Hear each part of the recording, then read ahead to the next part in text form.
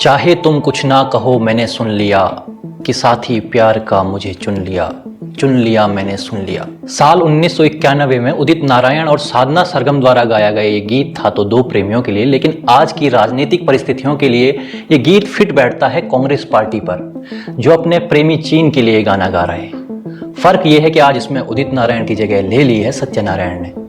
सत्यनारायण गंगाराम पित्रोदा, वही हुआ तो हुआ वाले द ग्रेट सैम पित्रोदा, जो कांग्रेस के साथ मिलकर चीन को खुश करने में जुटे हुए हैं। नमस्कार, मैं अभिषेक, आप देख रहे हैं द पैम्फलेट। सैम अंकल ने कहा है कि चीन को दुश्मन मानने के बजाय हमें उसे सम्मान देना चाहिए, और मुझे समझ ही नहीं आता कि भारत को चीन से क्या खतरा है। हमारा रवैया पहले दिन से ही टकराव कर रहा है, ये दुश्मनी पैदा करता है, और मुझे लगता है कि हमें इस पैटर्न को बदलने की जरूरत है। यह किसी के लिए भी ठीक नहीं है।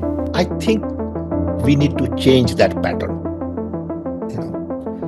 To assume that China is the enemy from day one, it's just not fair. Not just to China, but to anybody. एक लाइन में इसको समझे तो सैम पित्रोदा का कहना है कि चीन की कोई गलती नहीं है और ये भारत ही है जिसे शांति से समस्या है। अब पहली बात तो कोई ये पूछे कि भाई तुम हो कौन?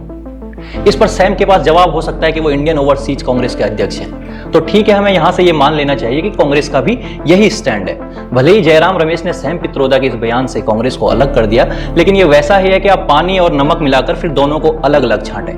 क्योंकि गांधी परिवार के सलाहकार कौन? सैम पित्रोदा। राहुल गांधी विदेश जाएं तो उनके हर दौरे को मैनेज करें सैम पित्रोदा। यहां तक कि भारत में चुनाव आए तो कांग्रेस के लिए चुनावी ब्लूप्रिंट तैयार करके दें सैम पित्रोदा। तो फिर ये अलग अलग दिखाने वाली बात सिर्फ बेवकूफ बनाने वाली बात लगती है। बार बार बयानों से किनारे करने से आसान एक बार उन्हें पार्टी से किनारे करना होता, लेकिन चूंकि सैम पित्रोदा राहुल गांधी की ही भाषा बोल रहे हैं, इसलिए उन्हें समस्या भी नहीं आ रही है। राहुल गांधी कहते हैं कि चीन ने बहुत संघर्ष किया है, चीन ने बेरोजगारी से निपटने पर बहुत अच्छा काम किया है। जो कथित संघर्ष राहुल गांधी भारत में कर रहे हैं वही चीन में करते तो अब तक उनका जैकमा बन जाता।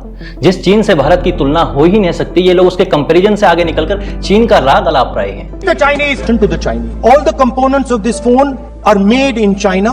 The network that has produced this phone is made in China, is owned by China. All the components of this phone is owned by China. Chinese shirt, pair of Chinese to China. Because some Chinese youngster is owned by China. By China has that the Chinese, China is China, Chinese,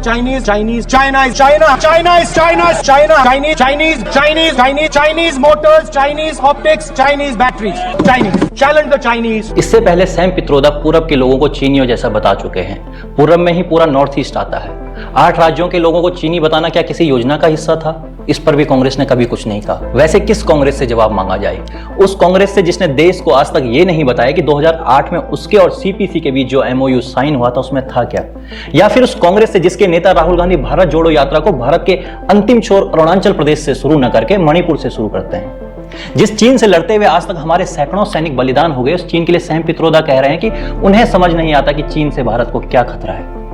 Sam uncle, आपको समझ इसलिए नहीं आता क्योंकि भले ही आपका नाम सत्यनारायण हो, लेकिन सोच तो आपकी आज भी सैम अंकल वाली है। खैर, ये तो होना ही था। दशकों से अमेरिका में रहकर सैम को अंकल सैम हो गए तो आश्चर्य कैसा? पर ये अंकल सैम हैं बड़े पहुंचे हुए। ये कभी यह कहते हैं कि भारत के लोगों के जीवन भर की कमाई पर अमेरिका जैसा इनहेरिटेंस टैक्स लगा लो और मरने के बाद सबकी संपत्ति छीन लो, तो कभी सैम अंकल कहते हैं कि मिडिल क्लास को स्वार्थी नहीं बनना चाहिए, उन्हें ज्यादा टैक्स देने के लिए कमर कस लेनी चाहिए। साल 1984 में सिखों के नरसंहार को लेकर कहा कि हुआ तो हुआ। अब क्या है 84 का? बात तो करिए, आपने क्या किया 5 साल में, उसकी बात करिए। 84 में हुआ तो हुआ, 84 में हुआ तो हुआ। अब देखिए ना, इसके बावजूद ये बने हुए हैं कांग्रेस के महत्वपूर्ण पदों पर, और फिर मंदिर से रोजगार नहीं मिलेगा कहकर वे इन पदों पर अपनी नियुक्ति को सार्थक बनाते रहते हैं। साल 2019 में बालाकोट एयर स्ट्राइक के बाद पित्रोदा ने कहा था कि ऐसे हमले होते रहते हैं, कुछ आतंकियों ने हमला किया, इसकी सजा पूरे पाकिस्तान को क्यों दी जा रही है? तब से कांग्रेस इनके बयान से सिर्फ